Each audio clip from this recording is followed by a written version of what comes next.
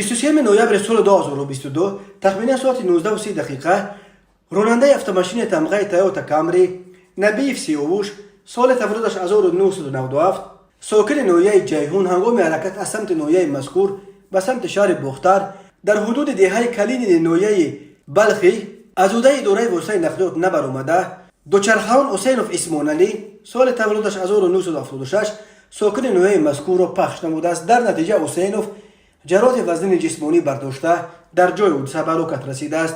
24 نوامبر سال 2022 تخمیناً ساعت 15:30 دقیقه راننده автомашین تمغه هوندا استاریکس خولمرادوف جورا سال تولدش 1964 ساکن ناحیه بلخی هنگام حرکت در حدود دهه ینگی ترموش ناحیه مذکور از عهده اداره وسایل نقلیات نبرآمده با موتورسیکل تمغه اسکوتر تحت اداره رحمتوف کرامت الله سال تولدش 1951 ساکن ناحیه بخش برخورده است. در نتیجه رحمتوف جراحت وزن جسمانی برداشته در بیمارخانه به هلاکت رسیده است. مسافر موتورسیکل مذکور رحمتوف جورابک سال تولدش 1979 ساکن امین ناحیه جراحت جسمانی برداشته در بیمارخانه بستری گردیده است.